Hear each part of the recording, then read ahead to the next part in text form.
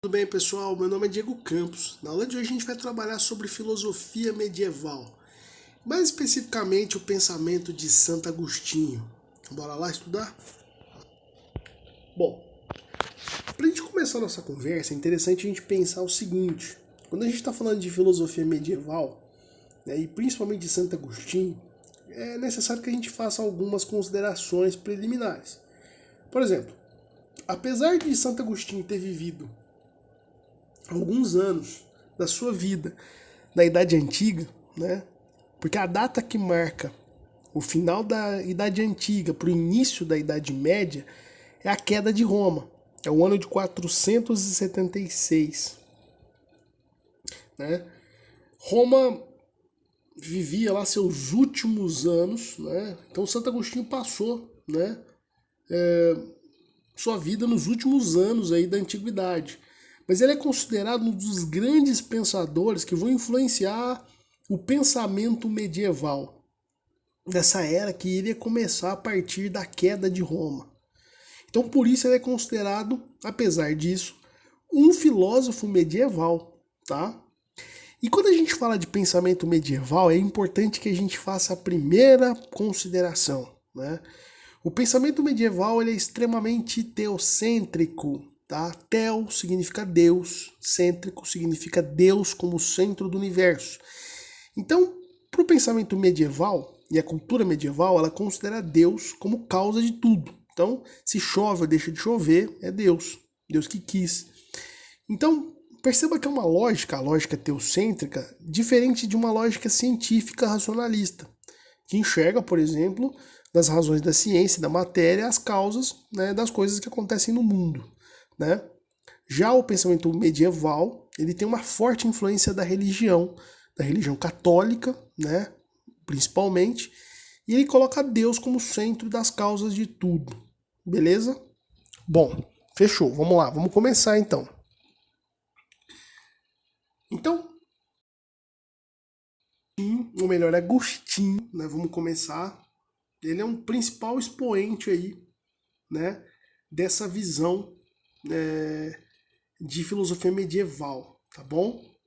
Ele é representante da filosofia grego-romana, que teve seu início no século II e ficou conhecida como patrística. Então, toda vez que vocês ouvirem falar patrística, principalmente a nível de vestibular, a gente vai estar falando de Santo Agostinho, tá? Existem duas patrísticas, né? A primeira tenta conciliar a fé e a razão, e a segunda busca colocar a fé acima da razão. O Agostinho, ele defende a segunda, a fé acima da razão. E patrística é o nome dado aos primeiros conceitos cristãos elaborados por padres da igreja. Vamos entender melhor isso daí. A gente costuma dizer que Agostinho ele teve uma influência muito grande, apesar de ser cristão, de Platão. Então, os estudiosos de Agostinho costumam dizer que ele cristianizou Platão. Platão não era cristão, né? Nem conhecia Cristo. Ele nasceu antes de Cristo. Mas ele costuma dizer, os estudiosos de Agostinho, que ele vai tentar trazer a ideia do mundo das ideias do Platão para onde? Para dentro da ideia cristã de mundo. Platão, para quem não sabe, dizia que existe o mundo das ideias, onde tudo acontecia, tudo era perfeito, a origem das coisas, e o mundo sensível, que é o mundo real, que a gente vive. Então, por exemplo, uma cadeira, ela primeiro existe na ideia, para depois ela ser executada. A cadeira, enquanto ideia, ela é perfeita, né? Ela é a origem de tudo. E a cadeira, enquanto realidade, ela existe, mas ela pode ter imperfeições, ela é imperfeita, né? Ela pode ter problemas. A ideia da cadeira não, ela é perfeita. Agostinho vai trazer esse conceito do Platão e vai colocar ele dentro de uma ideia cristã, né? Onde tudo vem de Deus, tá? Olha que ponto importante. E para a gente poder entender melhor esse conceito do Agostinho, de patrística, de tentar trazer Platão aí para a filosofia cristã, vamos entender um pouquinho o caminho intelectual, a vida de Agostinho. Agostinho nasceu numa cidade chamada Tagaste, no norte da África, e ele teve uma formação muito humanística, assim, ele era um cara estudado, versado em gramática, em retórica, um cara que estudou bastante, principalmente filosofia grega. Já com 19 anos, ele foi para uma cidade que era importante no mundo, chamado Cartago, que fica no norte da África. Ele viveu aproximadamente 10 anos e se tornou adepto e defensor de uma doutrina chamada maniqueísta. Ele não era cristão no primeiro momento. Para sobreviver nessa cidade, ele dava aula de retórica. Retórica é discurso, vamos assim dizer. Como falar em público. E numa tentativa de melhorar de vida, ele foi professor. Ele foi tentar ser professor em Roma.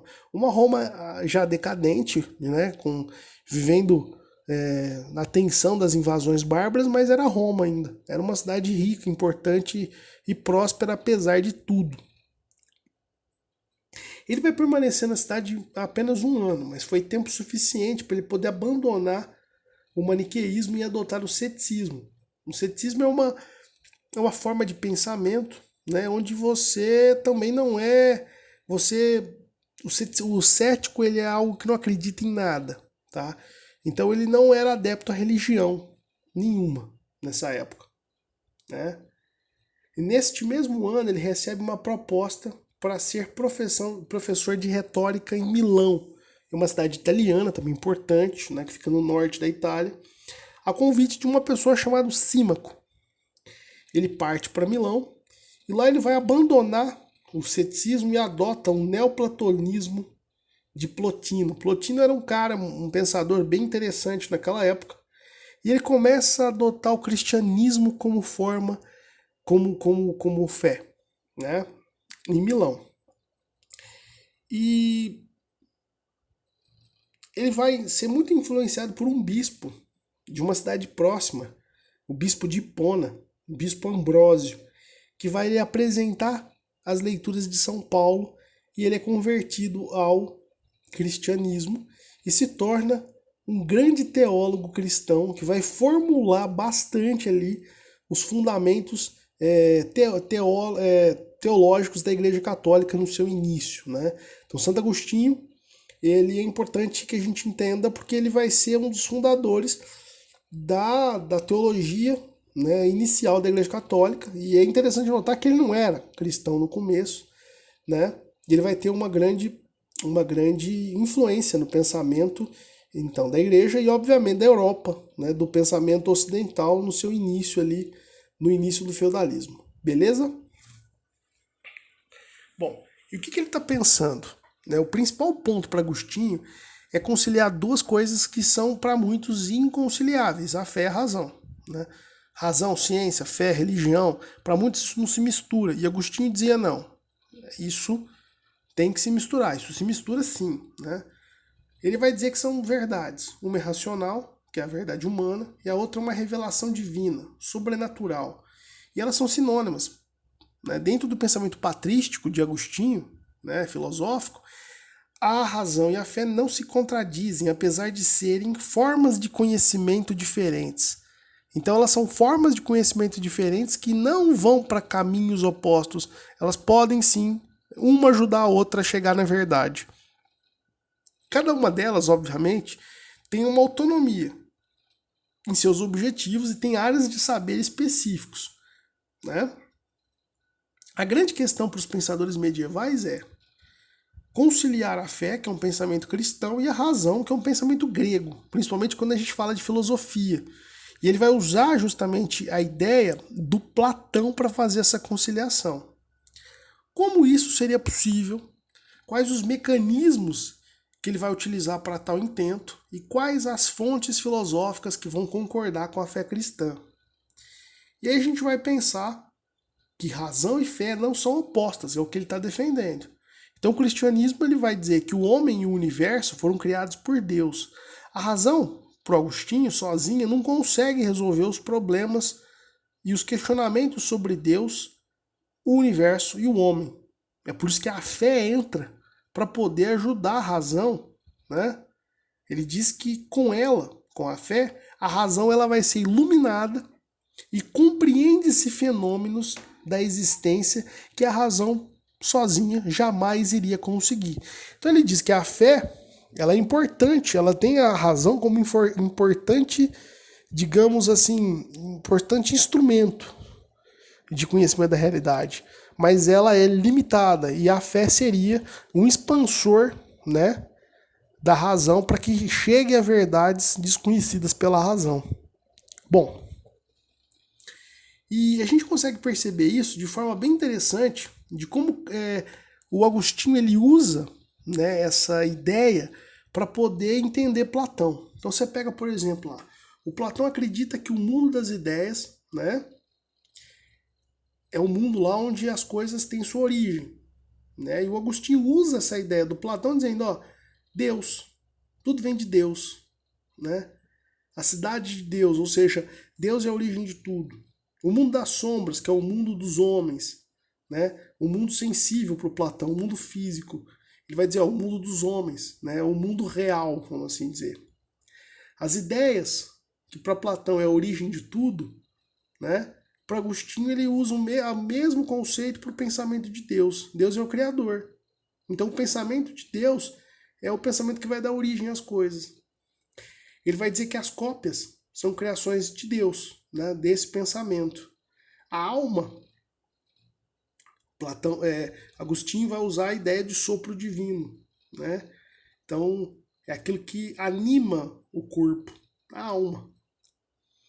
Demiurgo, ele vai dizer que é Deus ou a luz. Demiurgo é o construtor das coisas. E o homem seria a imagem e semelhança de Deus. Daí que surge muito dessa ideia bíblica, inclusive teológica, de que o homem é a imagem e semelhança de Deus, muito dessa leitura de Platão feita por Agostinho. Bom, a gente vai ter aqui, inclusive, algumas tipologias cognitivas de Agostinho. O conhecimento sensível é obtido pelos sentidos, que possui como objeto de estudo a qualidade dos corpos. Então, o conhecimento sensível é o conhecimento que vai usar os sentidos, né? A cor, o cheiro, o tato, o paladar. Esse conhecimento é acessível a todos os homens, pois ele se encontra no plano material, ele é concreto. Existe um segundo conhecimento, que é o conhecimento científico, né? Ele é obtido através da razão, do intelecto humano, do raciocínio, e possui como objeto as leis naturais. Mas quem faz as leis naturais? Deus. Então, ele até faz um parênteses interessante. A ciência aqui, a razão humana, ela nada mais é do que uma forma de entender Deus, já que Deus fez o mundo. Olha que ponto importante aqui que ele está levantando. Esse conhecimento é acessível aos homens, pois se encontra no plano corporal, no plano da razão, tá? Da investigação e da razão. E ele vai dizer que a terceira forma de conhecimento é o divino, que é obtido por uma forma de razão superior, de iluminação divina. E ele é somente tido pela fé. E ele vai dizer, inclusive, né, que esse conhecimento ele é eterno, né, e ele vai expandir, né, os outros, o sensível e o científico, para que eles consigam enxergar coisas que a matéria, né, que a matéria não consegue enxergar, né, que ele vai além da matéria. E é justamente somente a fé, que é algo que está além da matéria, que consegue revelar para os homens essas verdades ocultas. Essa é a ideia do Agostinho, essa é a ideia da filosofia medieval patrística. Beleza, pessoal? Grande abraço, fiquem com Deus.